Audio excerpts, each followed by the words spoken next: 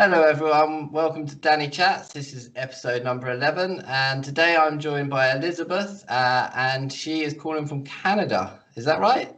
That's right. Yeah, Northern Ontario, Canada. So, Yeah. What's the time there? it's about noon, 12 noon here. Yeah. Yeah, so it's 5 o'clock here in the evening. Yeah. Yeah, big difference. So I don't know. I don't think I've spoke to anyone from Canada yet on this little video podcast thing. So it's quite interesting. So do you want to just sort of tell me how you was diagnosed? Do you want to go back to when that was? Sure. Yeah, I was diagnosed mid 90s. I'm thinking 95. And well, it's kind of like for my ever since I was very young, I would catch anything under the sun that was going around, even though I was immunized. So I was kind of always sickly, I guess you could say. um, and so it was always a mystery. They were always misdiagnosing what I had, like mono, on and on. And when I was a teenager, sort of, I thought I really wanted to do something to help myself because I didn't know what was wrong. And I mean, it would be like in waves.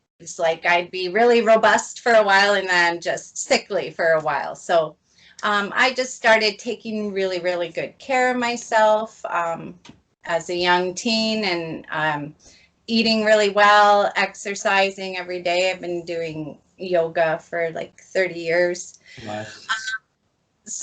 But when I got to be like sort of out of high school, I went straight to college and I just started sliding. No matter what I did, I really was getting weak and I was a lot more tired than my peers, I noticed. And I was getting, like, ever since I was young, I was retaining water in my legs and, just strange things for a child to happen. Yeah, all very common with Wilson's disease. Yeah. And when I was like just out of college, so I'd say around early 20s, I hit a point where I went down really fast, and it sort of showed up in the way of depression and just like not being able to explain to anybody why I didn't feel well, Anyway, getting on with my life, I moved out of my home. It was time for me to kind of move out, and I moved to Dundas, Ontario, which is like a university town near Hamilton, and they have a big medical school in McMaster University Hospital. So there's lots happening in the medical field in that area. Yeah. And my boyfriend, who's now my husband, really noticed something wasn't right, and I guess my mom had always thought that, but the doctors were always saying, oh, she's okay, she's all right. But anyway, he really said, no, something is wrong and you should go to the doctor and just not give up till they find out. So I was finally sent for okay, so sorry, I'm backing up here. I'm just remembering, it seems like ancient history now. That's all right. So I had lost, like I didn't menstruate anymore for like ever since I was maybe 18 or so. And when my husband's family doctor, I went to see his family doctor, when he found that out, he said, something is very, very off, that we should not give up till we find out. So he started sending me to different specialists. I was going for every test probably known to mankind for about a year. And finally, I wound up with a cancer doctor who sent me for a full body like CAT scan. And that's when they discovered I had cirrhosis of the liver. And they were like, why? Because there was no apparent reason for me to have that.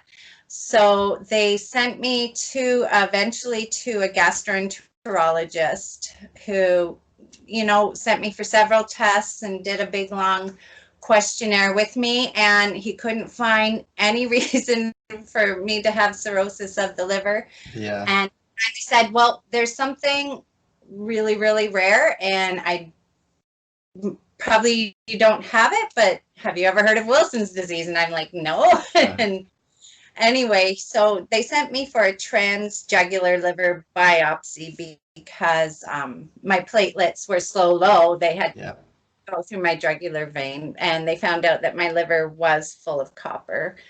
And then they sent me for the test of the eyes, the Kaiser Fleischer rings. Yeah. Yeah. That I had very, very predominant copper rings. So anyway, that's basically how you got your diagnosis. Just sort of interested because, like I said, you're the first person I spoke to from Canada. So how does the medical system work out there compared to America?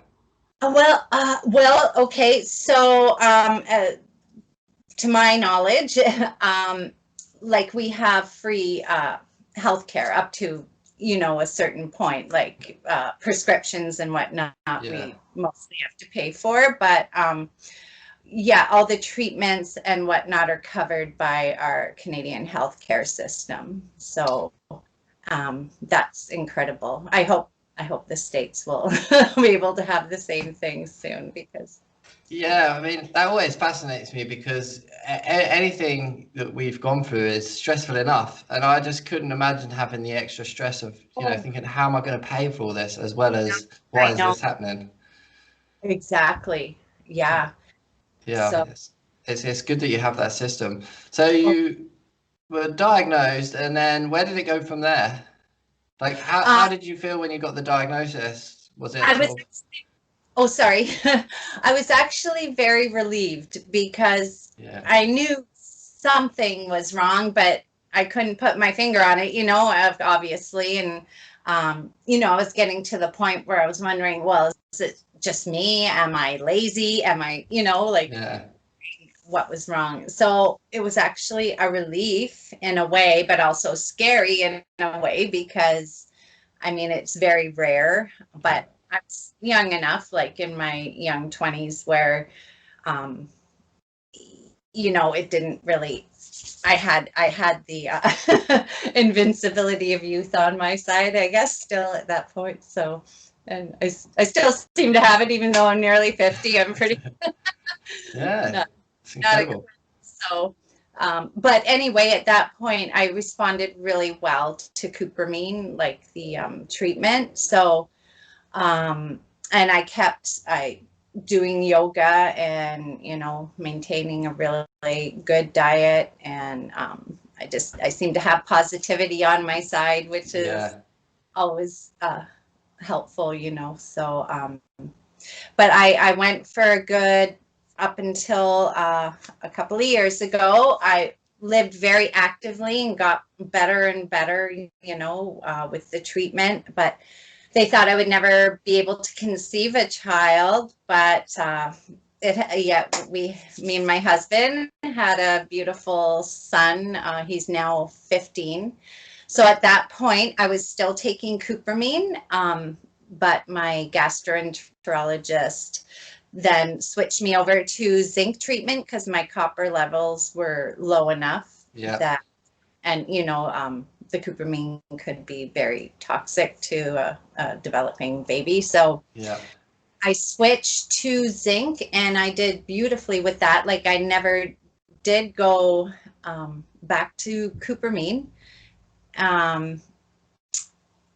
But that being said, when I was 48, which would have been 2 years ago, in December, I guess it would have been December 2018, my liver just quit. Like, I felt I didn't feel well ever since the fall, and I thought, well, maybe I'm just, because I work with young children. I did. I worked as an educational assistant in a school, and I just progressively felt more and more unwell through the beginning part of the school year, and I thought, well, maybe I just really need a rest. So if I can just hang in there till Christmas holidays, I'll have that rest. But the thing is, like, and I could see the people in the hallways just like looking at me because I was pale. I must have just looked like probably jaundice. the living dead walking around, basically. Um, so it was December 22nd, then the first day of holidays. I collapsed. When I got out of bed, I collapsed in pain with such bad abdominal pain. And my husband and son called an ambulance because I couldn't even speak. I was in so much pain. And that's when we found out that my liver had quit. But and the doctors think it was most likely an infection or something that just tipped you over the edge. Yeah, because when I was diagnosed, my liver was pretty bad, pretty in bad shape. So it's amazing I went as long as I did. Yes, very, very similar story to mine. Diagnosed at 14, put on medications, and I was fine right up until last year. Yeah, 2019. Well, I think it was end of 2018. They told me that they wanted me to have the transplant, but I was going for regular checks. So, they found it out sort of early. Oh, well, that's good. They could see what was coming then. Yeah.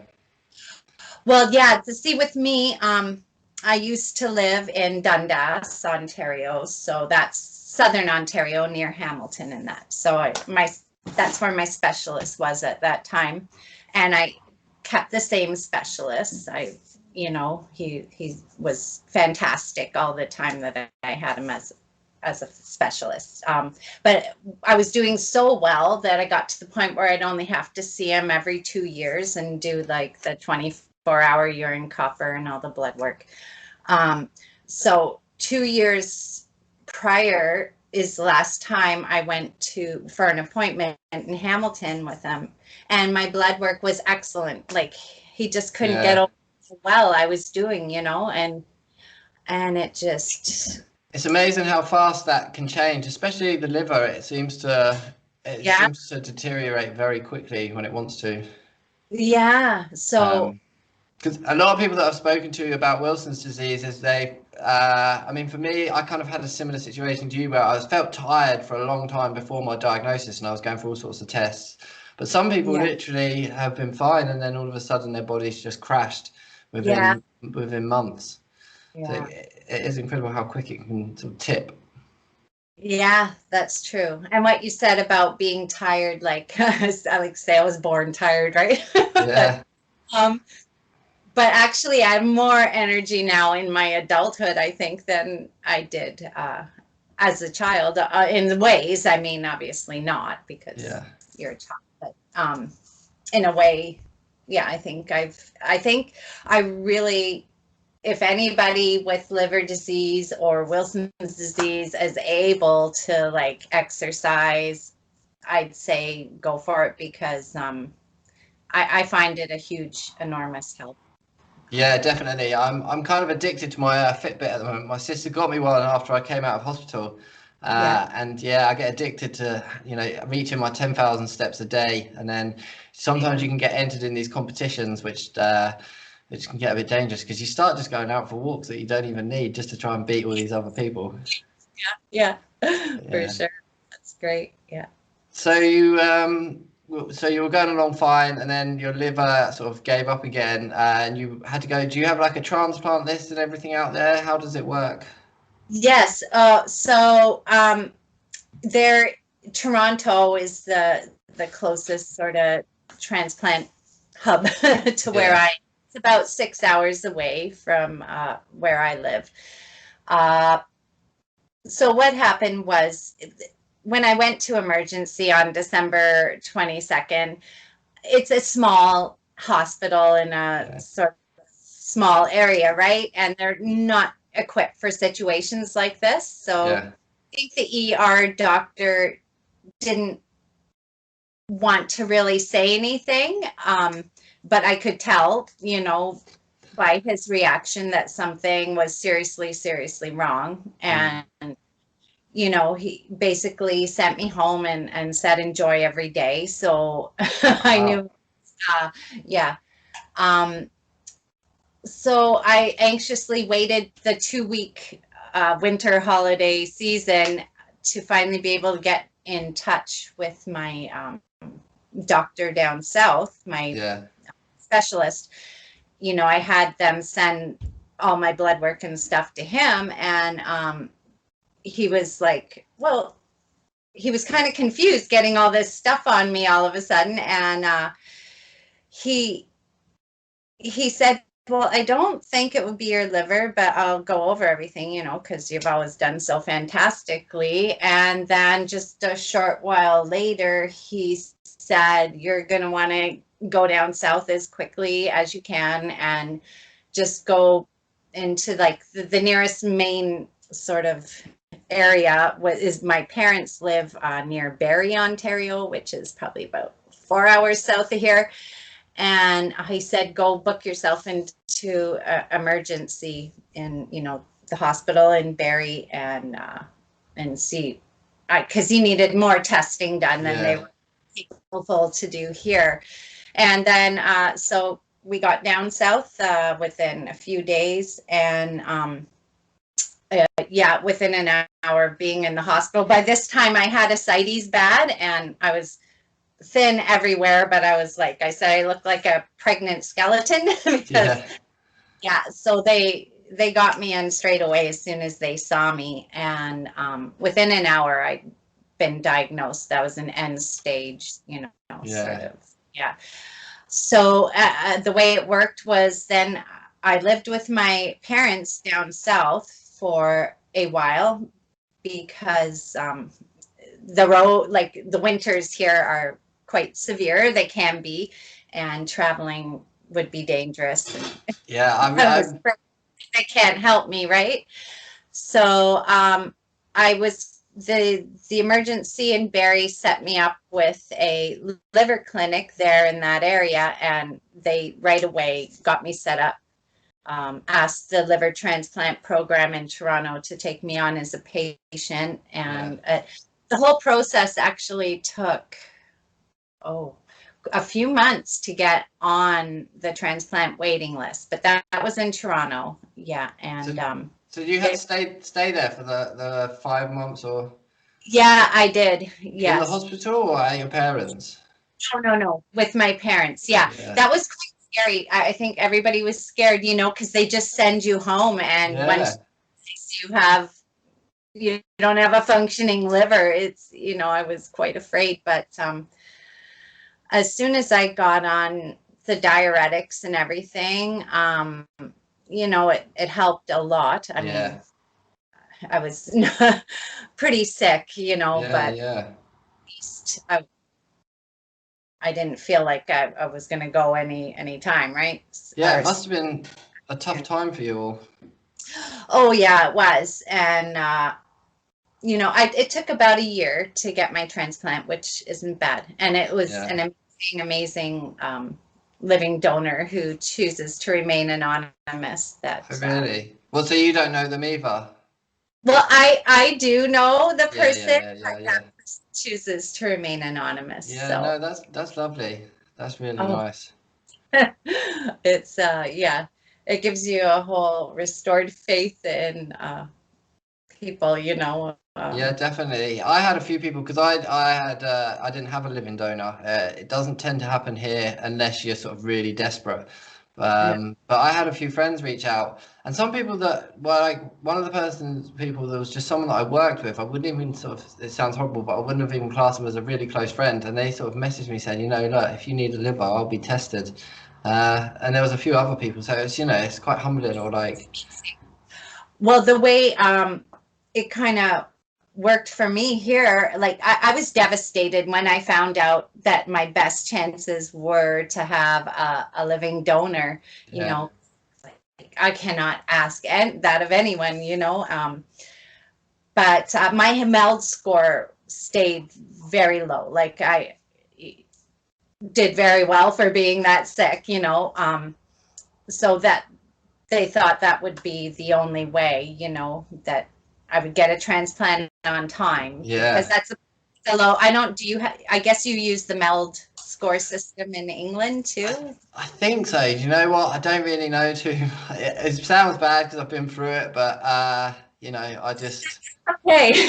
But I just got told I needed a liver transplant, and that was the first I heard of it. They didn't really tell me that there was no chance of having it. so you said you were 14 when you were. Oh Well, no. I was 14 when I was diagnosed, and yeah, Okay, so, um, but yeah. So anyway, the local papers really, when they found out, you know, that I was in need of a liver transplant, they really came forward for me and put wow, the out there. And just the community where I work. It's a First Nations community where I work, and then I live in a small town, and I cannot get over the support, the outpouring of support that I got in, you know, just emotional sort of support, as well as yeah, support, financial support. Like everybody just kind of, it's very special. The the communities where I worked and where I live. But anyway, um, they got the word out there. So it's not like I asked, you know, I had to ask. yeah. I know what you mean.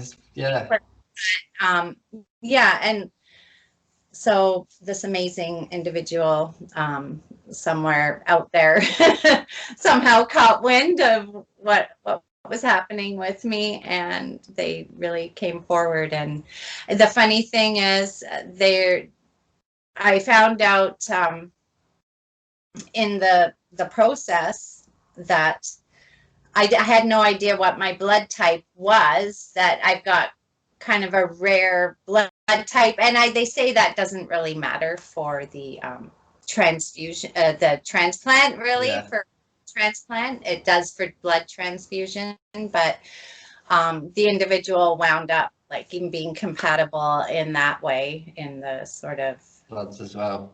yeah. So yeah, it was amazing. That just Yeah. Did you like? Because I've never spoke to anyone that's had a living donor. Did you meet before? It's like I'm intrigued. Well, yeah, not through the program, just through knowing each other, you know. Okay, yeah. So yeah, it's Yeah, pretty yeah. incredible. That Yeah. is incredible. So you had your operation. Can you remember how long you was in hospital for afterwards? Yeah, I was there probably the good full 2 weeks, which Yeah. was fun because I did do very well after my operation. Like I was, you know, they had me standing up within the day after or Yeah. whatnot. Couldn't stand for too long, but um, then what was it? I was really retaining a lot of water after, so they wanted to make sure that was stable. Did you have drainage bags? No, No. no, I didn't. No, Yeah. I just. I had a drainage bag, so it was like a tube on each side of the stomach. Okay. Uh, and I presume that was sort of just to collect liquid from after the operation. Yeah. Okay. Yeah. No, I didn't. What with me, they had to leave the ventilator in Really? after I was already awake, so that was kind of Oh, very uncomfortable because I developed a pneumonia or something during yeah. the operation, which hasn't given me any trouble since. Like I'm on a medication for that for a full year. But yeah, so that wasn't pleasant at all. And Yeah. I just, my son being there, I guess after my operation took about 10 hours, and they Yeah. kind of had to reconstruct a bile duct for me because mine Yeah. was a lot larger than my donors. So they had to use part of my small intestine, I guess, to make a bile duct. It's just amazing what It they. is incredible. Absolutely incredible. It blows my mind. Yeah. So, but yeah, so that's basically, thank God, we don't have to pay for the operation here. Yeah. But yeah, the medicine is, as you And, know. and how much medication are you on now? Well, I'm still on quite a high dose of tacrolimus. I guess it's Prograf, the brand Yeah. I'm on, and 4 milligrams twice a day. And then I'm also taking my Fortic. I can't remember the milligram size, but also one pill twice a day when I take the Is that a Prograf. steroid or? It's well, it's anti-rejection. It's immune. Okay, yeah, okay. So I don't know if those are steroids or not, to tell you Yeah. the truth. So you're probably I'm on. that the prednisone's gone though.